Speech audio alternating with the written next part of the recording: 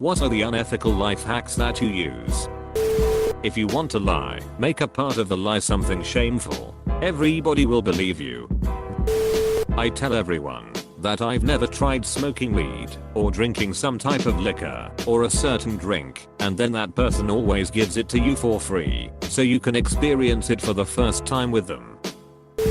When I get sales calls here in Italy, I say sorry, I can't speak Italian. Also goes for anybody who bugs me, i.e. religion soliciting people. Few have said people speak English well enough to try. They all just go, ah, oh, click. When the pub/bar/club is packed and you can't get to the bar to order a drink for the life of you, find the hottest chick at the bar and hit on her. Don't be subtle about it, just hit on her. She will leave and you can get her place. My boss orders a wheelchair at the airport every single time to get through security faster.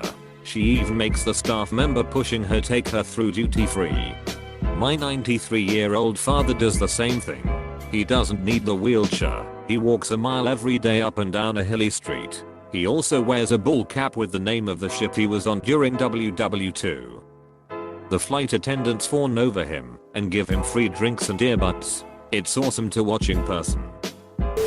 When ambushed by chuggers, not sure if other countries call them this, but those semi-legitimate professional charity collectors with clipboards who skim off the majority of your direct debit, don't say a word.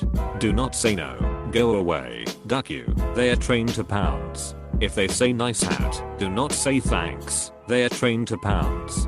Just raise your hand, stop/quieting gesture, and they'll leave you be. Unethical because rude, but okay because duck that whole industry. Anytime I get ranch dressing at a pizza place, I ask for it after I've paid. They never bother making you pay another 50 cents. Hey, I do this at McD's when I want some extra McNuggets dipping sauce. The key is to do it at the drive-through pickup window after they just handed you their order, and hold out a credit card and act like you sincerely forgot to order some extras at the order board. Doing this just threw a monkey wrench into the finely oiled machine that is the drive-through ordering process. Never offer cash as the attendant will probably pocket it. Can confirm. Worked at McD's. The only people who give a duck are the people who you caught on their first day, and yes, we pocket all of your damn change for that sheet. A yellow reflective vest and a confident attitude can get you pretty much anywhere unquestioned. One year I went with my dad to vote.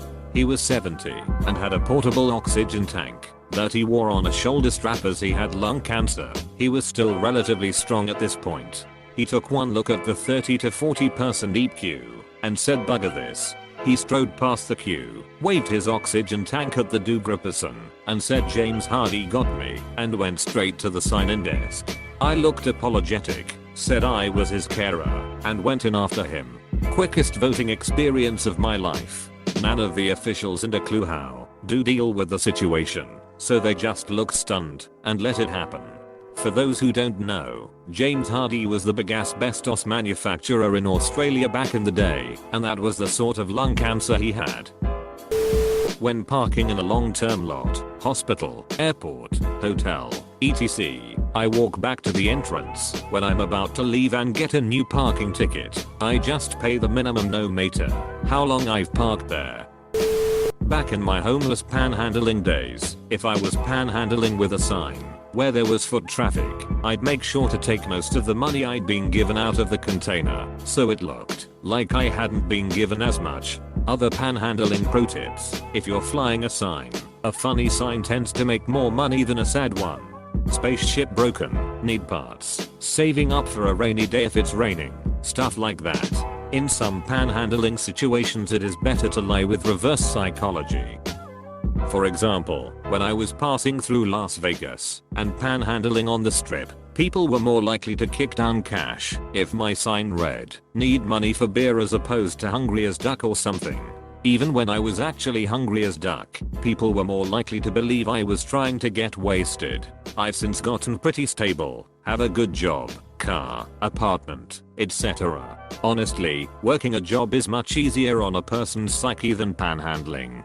People calling you a piece of shit all the time or always questioning your motives or trying to solicit you for sex can really wear you down. I'm from the UK, so obviously, this is tea based. If you're not one for making tea for everybody at the same time, the first time you're asked to do it, ask everybody twice, and then still get each cup slightly wrong. This way people will not associate you with a good brew, and won't ask you to make it. Bonus hack, don't remember how each individual has their tea/coffee, just how many have each milk/sugar combo. Makes it a lot easier. A good friend of mine simply placed a rich tea in mine. It sank to the bottom, and as I gradually drank it the tea seemed to get sweeter. I don't like sugar in my tea, so I found this quite off-putting, but soldiered on, half in denial about the unfolding situation. I was none the wiser until slurping back the mushy filth as I reached the end of the mug. Almost puked on the spot. That was 20 plus years ago, and to this day I never completely finish a cup of tea or coffee. I always leave a bit in the bottom. That bastard. I have made a set of logic in my mind. To make this one ethical, when roll up is on at Timmy's, if I have a free muffin tag or something I will go through the drive-thru and order a large double, and be like I have a roll up for a free muffin too. It'll get a fruit explosion. 4 out of 5 times they forget to ask you for the roll up, because you need to pay for the coffee. In their mind they are, like well they paid, that is all. The key is to always buy one thing and always have the winning roll up in case they ask. I tell myself that I have done my duty as a consumer, and if they don't ask for the roll up it's on them. Canadian thug life. I find the student directory for all of my classmates in my course and get their student emails. I send out an email 2 weeks before final exams offering to trade my study guides for theirs. When someone sends me one, I'll send it to an Unethical person who sends me theirs and start a Ponzi scheme of subject review study guides. In the self-checkout aisle, you call the shots. Organic pears become regular pears. Organic apples become regular pears. Organic meat becomes regular pears. If you tear off the barcode, the scanner is just a mindless machine. Take control of your own destiny. On Chrome you can inspect Element and change the text on any website. I change the price on Amazon sold electronics, print off the page, take it into Best Buy, and have them price match it. Recently I have had some employees check Amazon then and there, so now I use Walmart website. Edit, for the people calling this fraud, the top comment is fraud as well. When my truck needs new tires I rent a truck with the same tires and swap them. I've done it 3 times and saved thousands of dollars.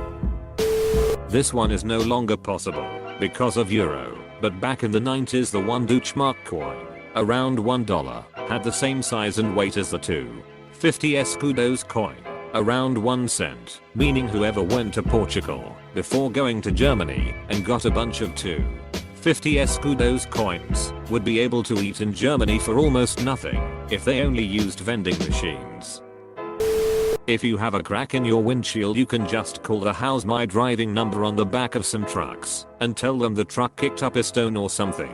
This isn't as easy as you think. I worked for Sapphire Light for 5 years doing windshield repair and I did thousands of repairs. Less than a dozen of them were paid for using this method. Many people tried, but very few succeeded. The ones that did succeed had to call dozens of times and wear down the companies until they caved. I pretend that my answer phone is broken, so I don't have to deal with my mother's endless messages. I still speak to her every day, but she can't guilt me for ignoring messages. I'm 33. I wish I figured this out sooner. I don't listen to the entire phone greeting before making my selection. I press 0 for a human. Whenever I get an automated greeting I just press about 4 to 8 random numbers and that normally gives me a person. If it doesn't then do it once more, and it should work. I've never had it fail.